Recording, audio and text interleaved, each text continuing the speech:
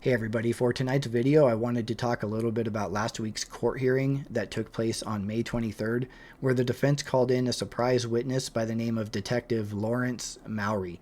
Now, it wasn't too much of a surprise to me that they called in Detective Mowery. I did make a video about him last year where I talked about his training background, his involvement in the case, and the fact that I did think he would be called as an expert witness in this trial. I've linked that video below in the description in case you want to check it out. But last week's court hearing was very interesting. I do have that full hearing I'm going to play for you right now, and I'm going to watch along, and I may pause and add a few comments or help clarify some of what's being said because the audio in the courtroom isn't that great. And I have a few slides that I've prepared that also help kind of add some additional insights to as to what they're talking about in the questioning of Detective Mowery. So Ann Taylor did ask Detective Mowery quite a few questions while he was on the stand. She asked him a little bit about his training background, which we would expect. She asked him about his receipt and handling of some evidence that he had recently received. She also asked about a visual presentation or a map that he had created for the grand jury using some of the cellular data that they had. She asked him about his record keeping. She even went into the version of software that he was using to create this presentation for the grand jury, apparently. And then there was one thing that really jumped out, and she refers to this missing piece of video footage. So she asked Detective Mowery a little bit about that. So you'll hear that toward the end of the hearing. But apparently there is some sort of record, I'm guessing, of video footage that was booked in by the Idaho State Police from nearby Red Star Coffee. Now, I don't know if it's from Red Star Coffee's camera or if it's from another camera nearby, but there is a reference to some missing video near Red Star Coffee, which is just a few minutes away from the Idaho house. And so we'll see if they can track down that video. And you can kind of see Detective Mowery's response was also interesting because he actually says when she asked him about that video is it could be on a drive somewhere. Discovery will continue to happen. So as the prosecution gets new things or new things come to light, of course, they're going to turn that over to the defense, but that can continue up very close to the trial. But it sounds to me like Detective Mowery simply processed some data that he was given by the FBI in this case. He does mention an agent by the name of Nick Balance as being the person who gave him this evidence. Now, Nick Balance is the same person who just recently testified in the Chad Daybill trial. So I think the testimony that we're going to see around the cell phone data is going to be very similar in the Kohberger trial. So let's go ahead and start the hearing, and I'm going to go ahead and watch along with you. Okay, we are now on the record. This is State versus Bryan Kohberger, CR 2922-2805. Mr. Kohberger is here in the courtroom with his attorney, Ms. Taylor. The state's represented by Mr. Thompson and Ms. Jennings, Latah County Prosecutor's Office. I believe Mr. Logston is remote, and so is Ms. Matha, both representing Mr. Kohberger. I think I've covered everybody. Ms. Evans is court reporter. We're here for a motion and a potential witness, I believe, relating to motions to compel discovery, 4th and 5th. That's all I know. Okay, go ahead, Ms. Taylor. Your Honor, the court is correct. We are here to begin the motions to compel. We have testimony today from Detective Mowery. As the court will recall, he's unavailable on the 30th and 31st, which are the days when we will have the full scope of our motions to compel. So it may feel a little choppy, but we would like to hear from Detective Mowery today, and we call him when it's appropriate. Okay, thank you. Anything preliminary, Mr. Thompson and Ms. Jennings? Okay. Okay, great. Detective Mowery, come on up. You face the clerk, raise your right hand. Do you solemnly swear that the testimony you give in this case shall be the truth, the whole truth, and nothing but the truth under penalty of perjury? All right, thank you, sir. Go ahead and have a seat there. Once you're seated, please state your name and spell your last.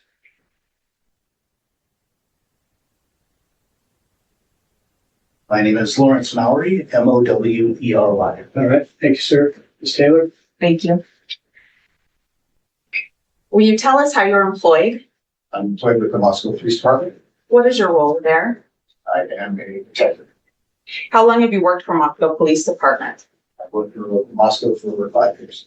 Have you been a detective that entire time? I have. And prior to that, did you have law enforcement experience? I do. How many years total? We have on 14.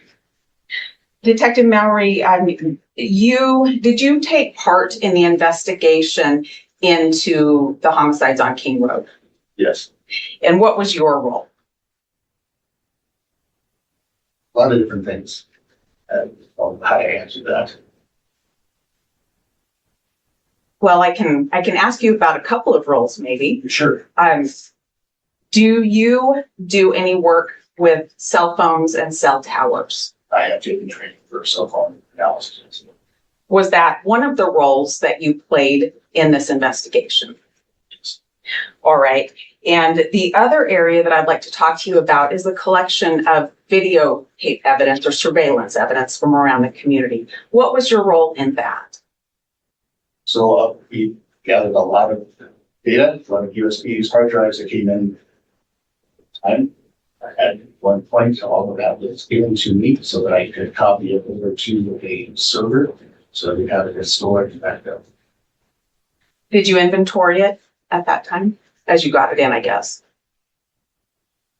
Don't have to say inventory. I used the evidence technician to help me book them individually at the time.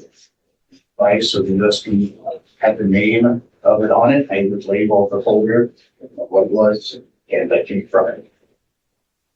Did you have any role in verifying the content of the surveillance? No. I'm going to have a few questions about that, but I want to talk a little bit more about your role with cell phones and cell towers. So let's start there, okay? What training do you have for that role? So some time ago, I went through what they say PATC training, which is cellular analysis, and I've also taken classes with CAS codes. The cellular analysis, is that particular to the device itself, the cell phone device? No. That is particular to towers? To the towers and the providers themselves. When did you take that training? Well, the CAS, I believe it was in 2019, and then I also did it again last year. And the CAS that you took in 2019, that was the ENDICAC, is that right?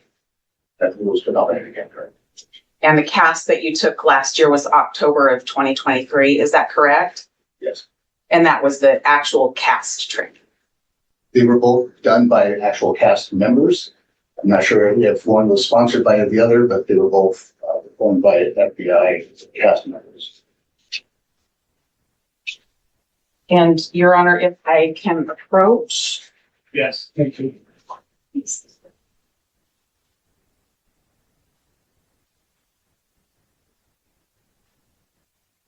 Detective Mowery, I'm putting in front of you what's labeled as Defendant's Exhibit O, and those are 2 certificates for training. Is that correct? Yes. All right. The one that's from 2019, what did that cover? That covered the use of the cast goods software. And what did the one in 2023 cover? The second. Your Honor, I move for admission of Defendant's O. The objection? No objection. Okay, those are exhibit, oh, no objection. Thank you.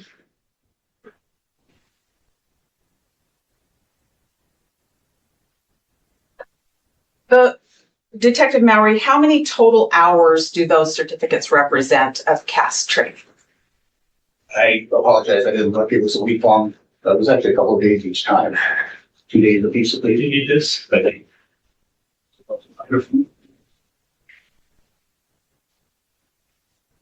So the 2019 shows 24 hours. The 2023 says 16 hours. Thank you, Detective. Thank you. Detective, you've written some reports in this case, is that correct? Yes. I want to talk about two particular reports right now.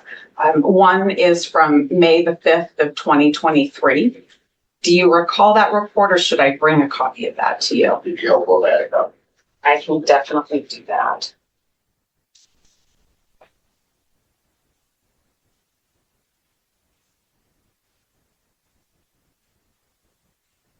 You can show it to Ms. Jennings.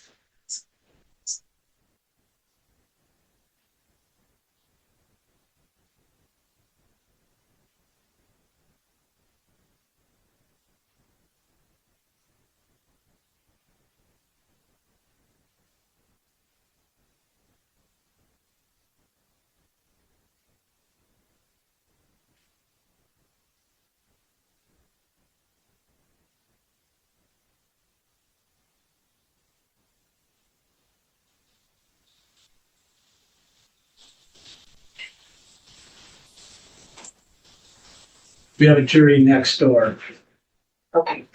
just so you know, that's all about it. Detective Mowery, does that appear to be your report from May 5th of 2023? Yes. And your order would move for admission of defendants P? That's P, P, like Paul? all right? Any objection? Okay, thank you. Yeah. Exhibit P is admitted, no objection. Thank you, Your Honor.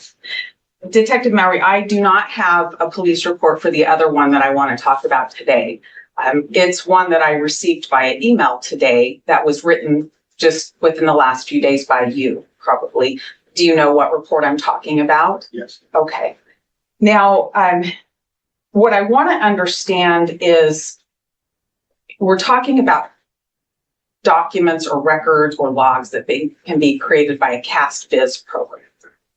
The report that you wrote that I received today, when did you learn about those documents that exist according to that report? The session logs that I found were from yesterday. Why did you come to find them yesterday? I was preparing for this hearing. Okay. And those are things that existed for quite some time, is that correct? They did. And when you wrote about your work with CAST-Viz in May of 2023, did you document those items? No. Tell me what you found when you were preparing for the motion to compel today. I found session logs that were sent to me from the FBI. All right. And in those session logs, how many files were there? I don't remember. I think there were 6 or 7 different items inside. Did you look at the CAST-Viz 48-hour file? I don't remember if I did at the time of reception. Did you look at it yesterday in preparation for this hearing? I attempted to. All right. And how about the CAST-Viz full log? I attempted to yesterday. I noticed in your report that there were several items that you listed. Were those from these CAST-Viz logs that you attempted to look at yesterday? I'm sorry, I'm going to have to, you need to speak up a little bit. The clerk is telling me to pick up a little bit. There were some files that were in the session logs, there were other files that were not. Well, let's start with the 48-hour. What was contained in there? There's over 48 hours that was the AT&T records, the original records, and there's a 48-hour session log. I don't know which one you're asking about. Let's go with the session log. What was in there? Appeared to be the AT&T records that possibly were inputted, as well as some JSON files that were probably produced by CAST-Viz. JSON files were produced by CAST-Viz. Is that right? I would assume that. I didn't create those files. What date were they created? I believe one was in December, the other was in April. December of what year? 22, And April of what year? 23. Could you tell who created those? I could not. How did you get those? I was provided those via email. By who? I made balance of the FBI. What did you do with those? Gave them as soon as I realized they were in my possession. I had contacted the prosecutor and gave them. And that would be just yesterday, is that correct? Yes. What did you do with them prior to that time? They were sent to me. I put them in a folder and I didn't do anything else with them. That's why I forgot them. Okay, and that was the 48-hour file? 48-hour session log, yes. How about the full file? What was contained in there? Similar items to the 48. What is the full file? I believe that was the second AT&T return that we got via warrant. I wasn't able to open it to verify it.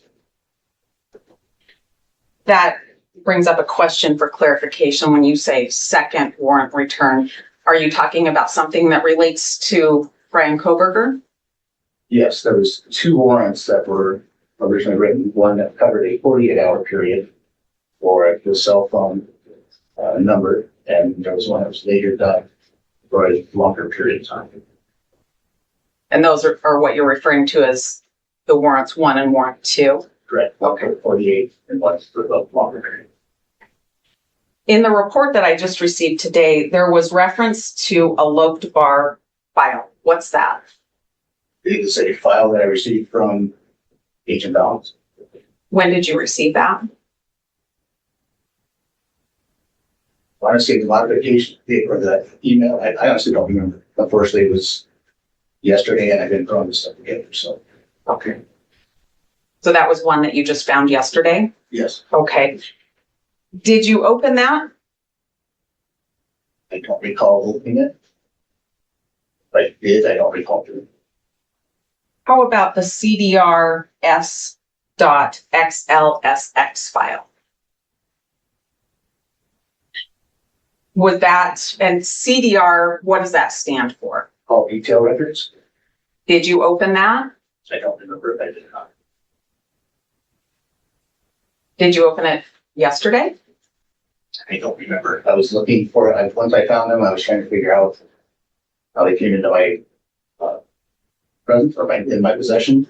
That's what I started to focus on. Okay. How about the export.kmz file? When did you find that file? I had found that one yesterday. Do you know when that came into your possession? It was some time ago. Did you open that? I believe I did on my laptop. What did that show you? It showed me different locations and so forth on a map. Those 3 files that we just talked about, along with the CastViz 48 and the CastViz full, are those copied so that I can have those now? Yes, And you referred to emails. How many emails did you find when you were preparing for this hearing? I believe there was 5. Are those included for me to have now as well? Yes, Thank you. In the report that I received today, there was a reference to drawings.json file. What's that? it was a JSON file that was inside the CastViz session notes. What does that depict?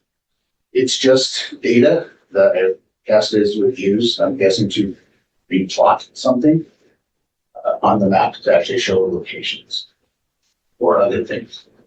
Did you do anything with that file when you found it yesterday? I did open that file, yes. Okay. What did that show you when you opened it? There were references to 2 locations inside. When you open it, does it just say here's 2 references, or what does it show you when you open it? It's different code, but there is some plain language or plain English, plain text inside of that code that show 2 addresses. Did you use that file? Well, let me ask this first. That file that contains code, do you use that with the CastViz program? I attempted to load the session file in its entirety and received errors, so I was not able to. That's why I went into the JSON file to see if there was something I could see reference. Is that file usable? I'm sure it is to someone. What is the restriction for you? I don't know what restriction it is. I don't know what to do with that file outside of, if I could possibly bring it into the CastViz. I tried to pull it in as a combined session log, which is what I was trained to do. So I didn't get that. I didn't pull that file. Is that file available on a Discovery Drive for me? Provided to the prosecutor today. Thank you. In the report that I just got today, there's a reference to another cast viz session and some screenshots. What is that about? I believe you're talking about just the regular 48 hours folder. I don't know. I'm curious. So that I provided two folders. One was cast viz and one was just my last name of Mowery. That was to differentiate the files that I found that were provided to me and the folder of the files that I used to create this report. Okay. Cast viz is the files that you found while preparing, Correct. and the one that says Mowery is what you used to create your May 3rd report of 2023. Yes. Okay. I think I understand that now. In that file, I think your report said you found screenshots dated April 19th of 2023. Yes. All right. Does that mean that's the day that you put things into your CastViz program? That was the day that I made the screenshots themselves. Okay. Where are those screenshots now? Are those also included on the drive? Yes. Okay. And then your report dated 5/3 says that you were asked to examine the record. So I'm a little confused if you had something that you took screenshots of on 4/19, but on 5/3 you were asked to examine the record. What were you doing on 4/19 or before to get those screenshots?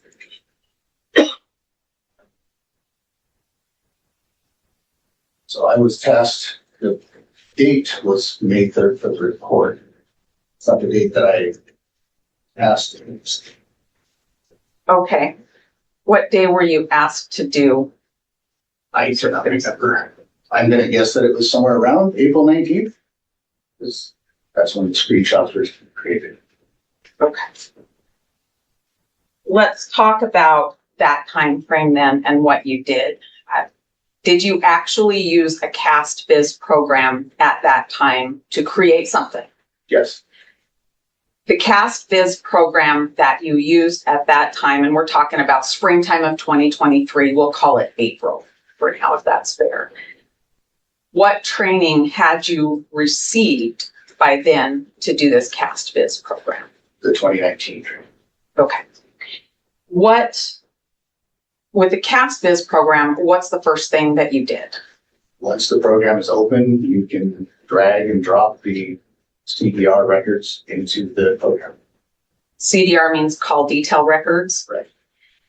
Did you do just 48-hour records or did you do full records in April of 2023? I only did 48-hour records. When you put the records in, those are the call detail records, and those relate to what? To the phone that the records were coming back to. The number you associated with bryankohberger. Right. Okay. After you put those call detail records in, do you have to do anything with cell towers? With the AT&T, no, because the cell tower locations are in the AT&T CDR. Okay. So you put that record in, the tower locations are already part of the call detail record that you put in? Yes. Is that something that you have electronic on your computer and then you open your CastViz program and just import it into the program? Yes, AT&T provides both PDF and text documents of the files, and I use the text document to put into CastViz to have it ingest. And when you do that, what gets exported? Nothing. At that point, nothing is exported or created that I know of. Can you export the session that you're working on? You can export a session log, yes. Did you do that? No. How did you create screenshots? By using the built-in Windows snip tool, as well as the built-in Windows game console, I believe they call it the game bar, which is just accessed by hitting Windows G. That allows you to record your screen. Are those the only two things you did, is screen clip and screen record? Yes. How many times did you use call detail records in the CastViz program? Probably a dozen times. I'm not entirely sure. That was a terrible question. How many times did you use the CastViz program in relation to Brian Kohberger's call detail records? I don't know. More than once? I recall doing it for the grand jury because I wasn't the main lead in the call detail records investigation. I don't understand what that means. I wasn't the main person looking at those call detail records. You weren't the main person with the call detail records, but you put them in the CastViz program anyway? For the grand jury, I was requested. Okay. What did you rely on in producing those? Producing whatever you produced for the grand jury? Rely on what did I produce? As far as the AT&T records, I want to know what you relied on to do that, to produce something for the grand jury. I don't understand the question. Okay. You weren't the main guy with the call detail records or with the CastViz programming. Did I understand that much right? There was another investigator that was doing that. Okay. But you end up involved in it somehow in April of 2023, is that right? That's when I was asked to examine the data to provide that for the grand jury. Okay. Was that all of your instruction?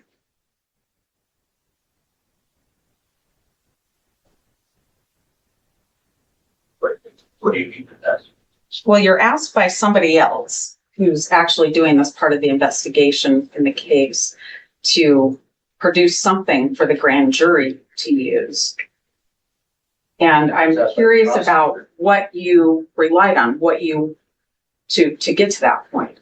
I want to know all the records you relied on, all of the emails, all of the conversations you relied on to produce this thing that you're not the expert for.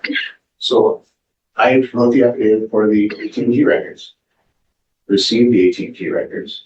Those records were also given to another investigator who was the main investigator doing the CDR records. Prosecution then asked me to provide or create some type of visualization of the call detail records and examine the call detail records for the 4 hours in question. That. Just to be really sure, when you talked about writing the 2 warrants for AT&T, we're talking about 2 warrants that relate to Brian Kohberger. There were a lot of other warrants. Is that right? Correct. Okay. Yes. I just want to be really clear on that. You've taken the CAST training. Is that right? Yes. And you know there's a way to save your session. Is that correct? Yes.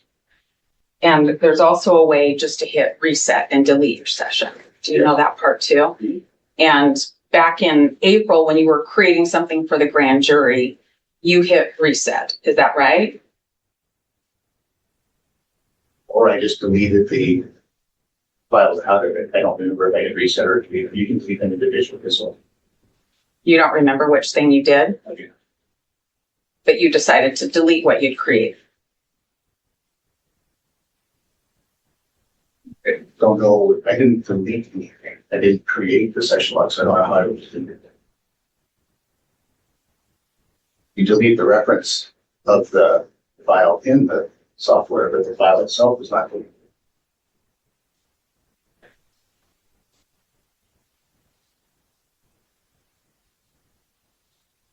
I want to make sure I understand. The record, the AT&T record still exists. You didn't delete that. Correct.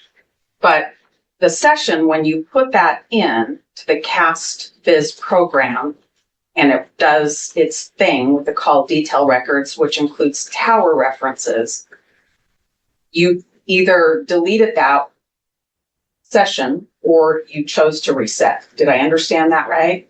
Didn't create a session log.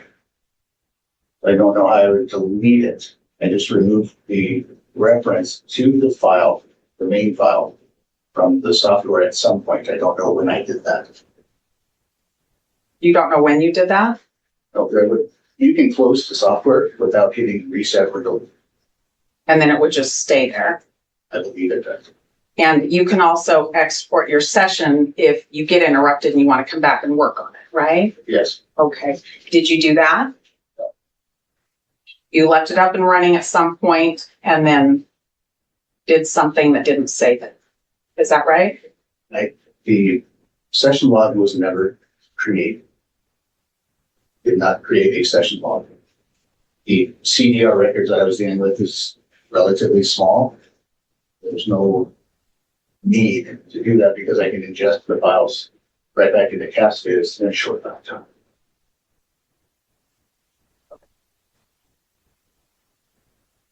time. Your Honor, just for clarity, may I approach? I have another exhibit to show him.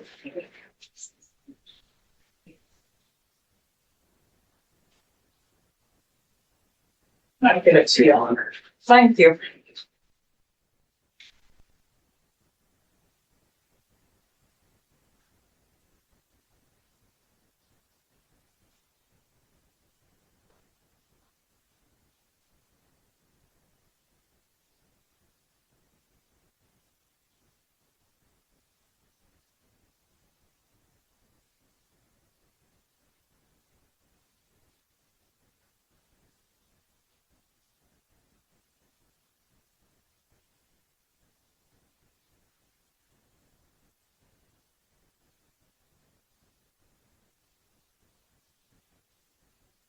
Are you familiar with the document that was handed to you that's marked Defendants W?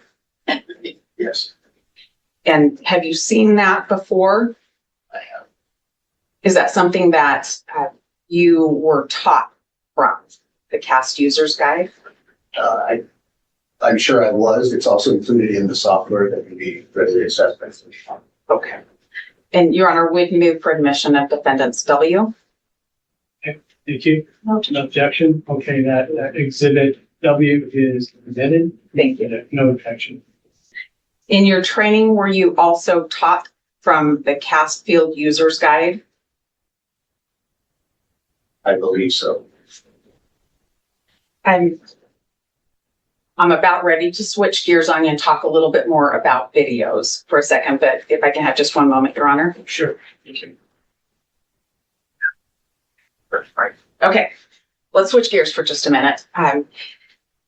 During the course of your work, did you make contact with the Idaho Department of Transportation to talk about some of the cameras that cover main roads coming into and out of Moscow? Yes. And did you attempt to make preservation of any items? Yeah. What items did you want preserved? I was trying to see if they had saved video or still images from those files. What did you learn? That they do not retain those. Did you, when you say they do not retain those, do you mean they don't retain videos or pictures or both? Well, Did you do a preservation for anything?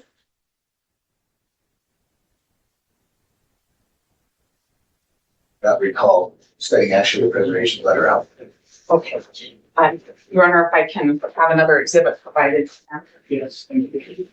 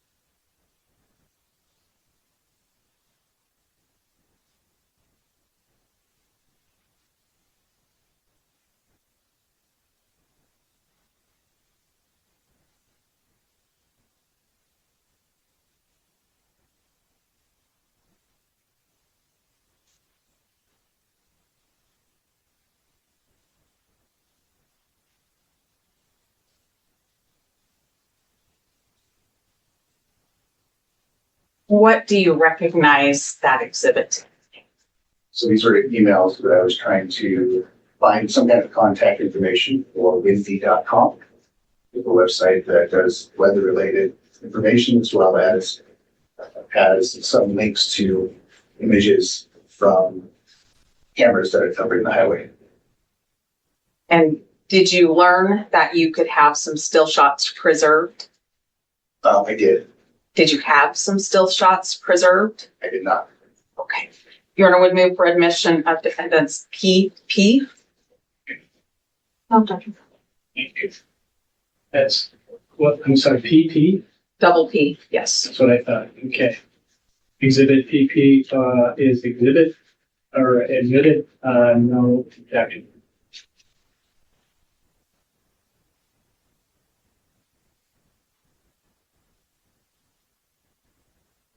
When we started talking, we talked about you kind of being the guy that would book or take videos in from different agencies, even if you didn't verify what was on the device you received. Is that right? Yes. And do you, I have a specific one that a couple of them I want to ask you about. One is from Red Star Coffee Shop. Do you recall receiving that video? I did not. Okay. And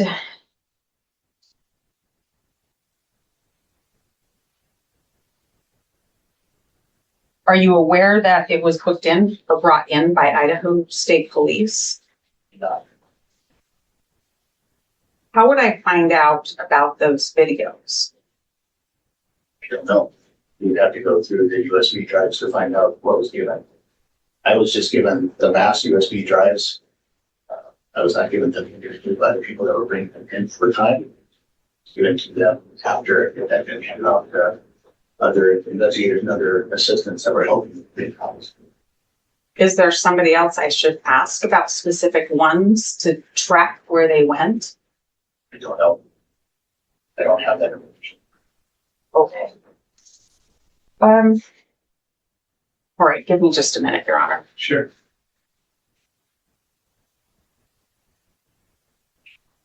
Thank you, Detective Mowery. I don't have any other questions for now, but hold on, the prosecutor might. Thank you, Ms. Taylor. Jennings, Mr. Thompson. Ms. Jeans. Okay, Ms. Jennings. Mowery, I want to go back and talk a little bit about this CastViz program. Can you explain to me generally what is CastViz? It's just a software that is useful in creating visualizations of the call detail records. Okay. So how is it useful? What does it show? It shows the location and the direction of the cell towers and their sector antennas. Okay. Now, what version of CastViz do you have? Currently, I think I have 33 on my laptop. It's prompted me to update for 38. But at the time, I believe I had 30 installed. So walk me through. You start up the software program, Yes, and then what do you do? drag the text file from the CDRs into the system. It ingests the files and then produces a display of that data. Okay. And is that what you did on the 19th? Yes. And then what did you do with that visual that was displayed? Those visuals, I created screenshots, created the screen capture of the video. CastViz also allows a timeline playing view that you can record separate the Windows built in some software. I can save those. Other than uploading the CDRs, did you change any of the settings on CastViz? The only thing that I would have done was gone in and changed made sure that the time was correct because they were coming in at the TC, coordinated time. I wanted to make sure that those were representative of the local time. All right, so you just changed it to Pacific. Correct. Any other changes? No. So you were talking about how it does not automatically save. It does not. Okay. And you chose not to save. No. And in the exhibit that was provided, the actual text says that if you need to save a session file. Okay. And can you tell me why didn't you save these settings? I was creating the visualization exhibits. That's what I was doing with that. Any reason to save the settings? No. Could this be recreated or redone in the same fashion? Yes, I can, again, open the software and drag the CDRs back in a very short time it is generated. And it would give you the same information? Yes. Is that why you didn't save it? Yes.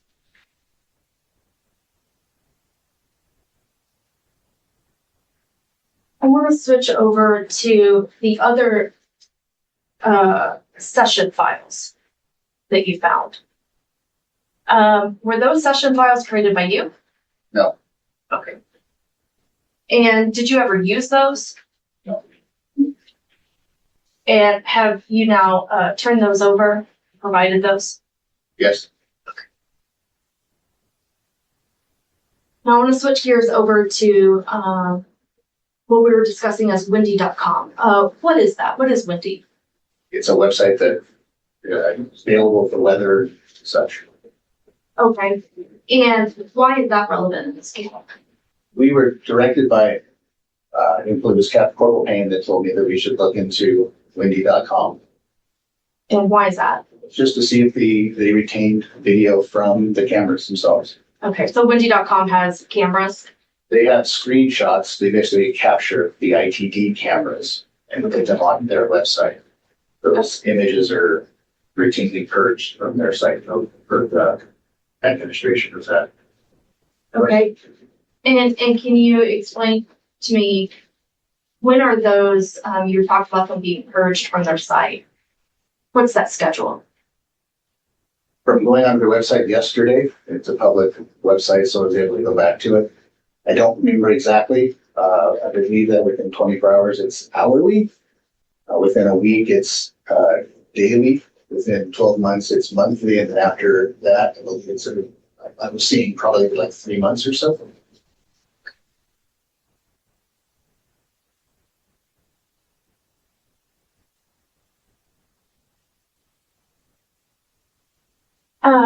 Can you explain why you didn't preserve those images from windy.com?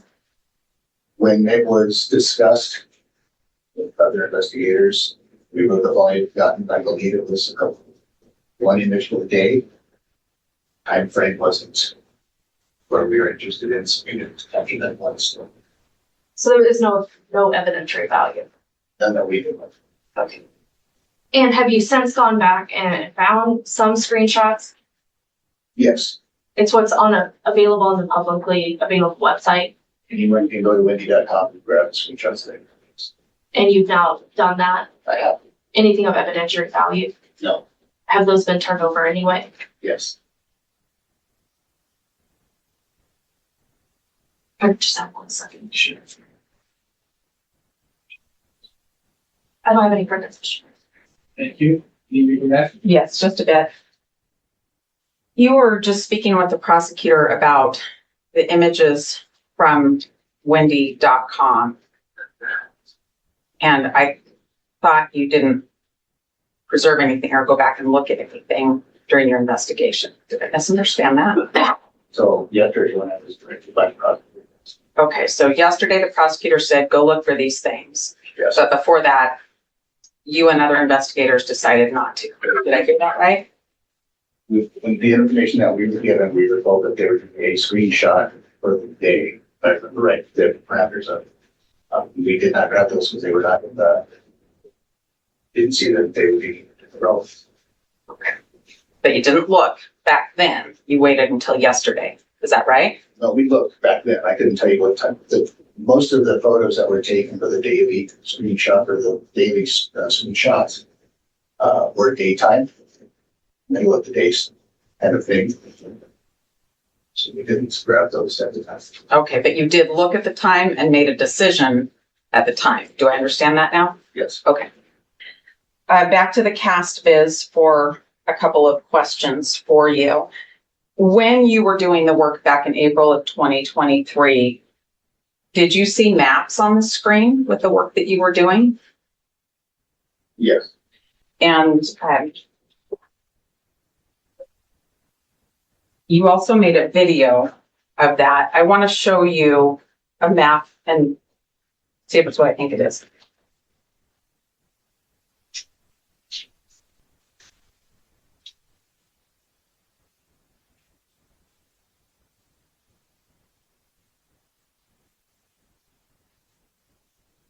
You have defendants R in front of you. What is that? Appears to be a screen capture of the cast viz software. Is that a screen capture from a map that you made? Yes. All right. Your Honor would move for admission of defendants R. Action. No. Exhibit R is admitted. No objection.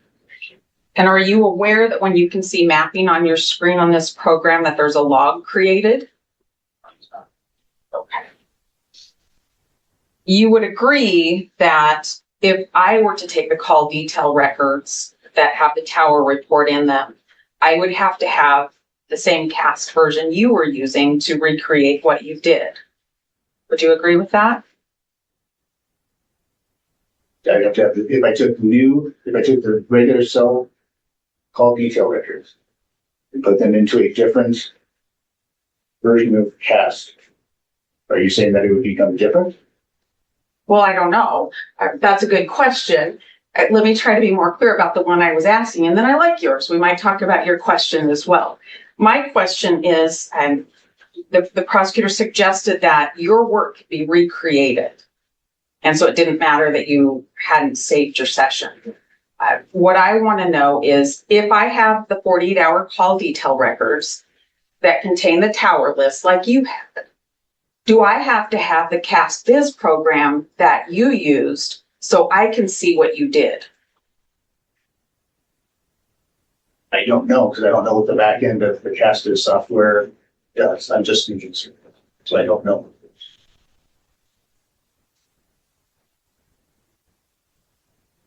And you were in this cast viz program, at least for a while, creating exhibits that would be relied on. Is that right? Yes. On more than one occasion. Is that right? Yes. But you didn't save your work. We did not create a session log. That's even need. Would you agree I can't see what you did without your session log? Can't examine what you did without your session log? It's there to create the visualizations for the exhibits. That's what I use cast viz. But I can't see what you did. Is that right? Is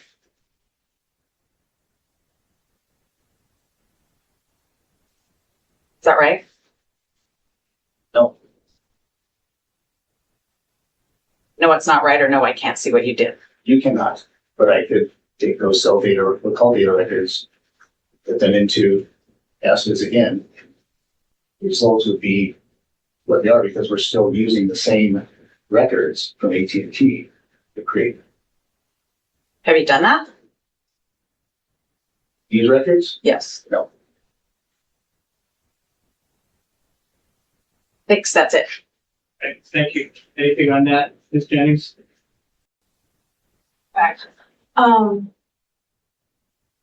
we go, why did you pull the CDRs into cast viz? Why did I do that in April? Because I was asked by you to do it for the tender. Okay, is that the only reason you did it? Yes. Is that the only time you did it? Yes. Okay. That I remember. I mean, Follow up on that question? Nope, thank you. Okay, great. Can this witness be excused? Yes, please. Any objection? Okay, great. Thank you. Appreciate it. Yes, thank you. Yes, Matt.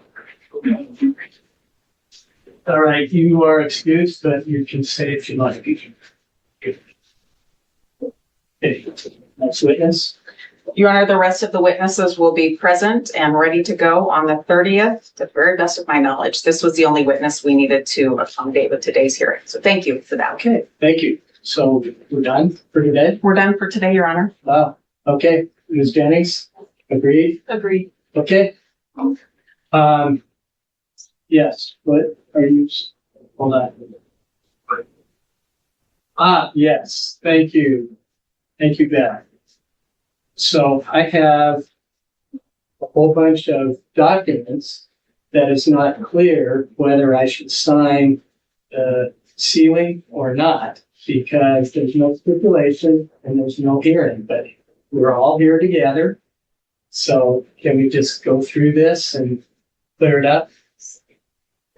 Yes? Sure. Sure? Okay, so the first one I have is motion to temporarily seal supplemental response to defendant's fourth and response to fifth motions to compel and motion to limit scope of testimony.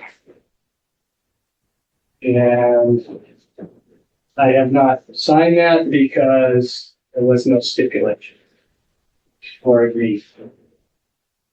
Your Honor, I apologize. I thought we had agreed those have the detailed exhibits attached to them, and I thought we'd stipulated that those detailed exhibits could be sealed.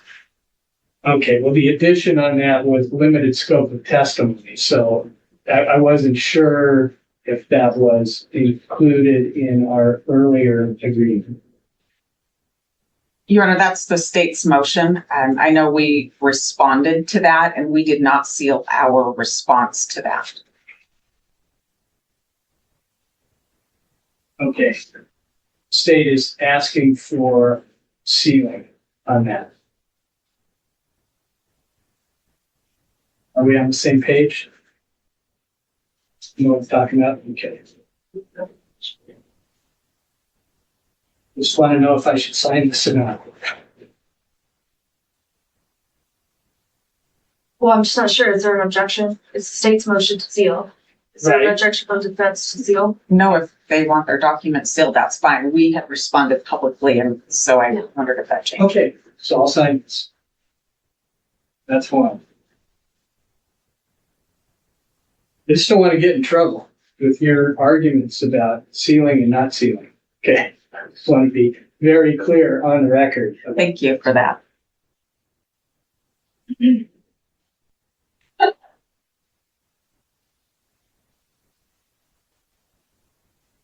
Plus is piling up with the clerk.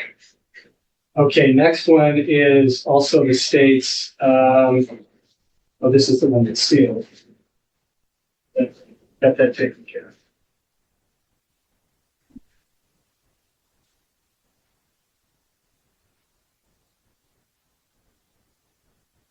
Got another one from the state, a motion to temporarily seal exhibits one of state's second supplemental response, etc.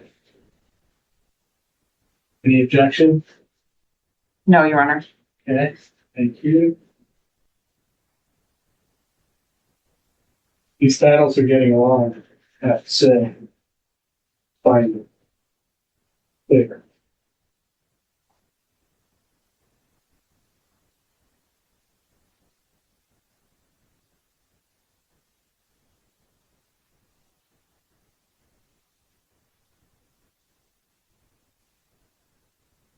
I think that is it. One.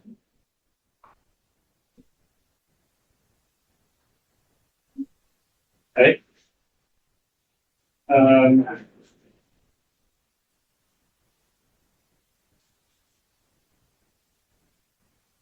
This is the same. I think that's it. Anything else we need to talk about before we're done? Nothing to say? Nothing from us. Okay. Well, thank you all. We're adjourned. Appreciate it.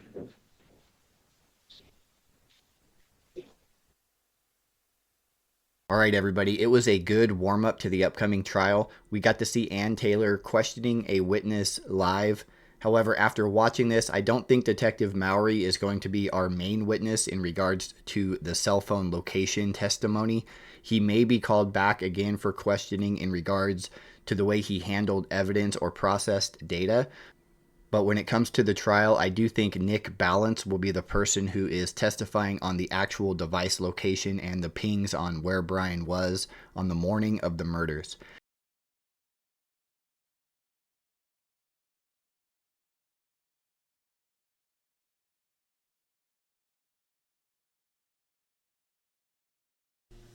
Thank you for watching True Crime Time.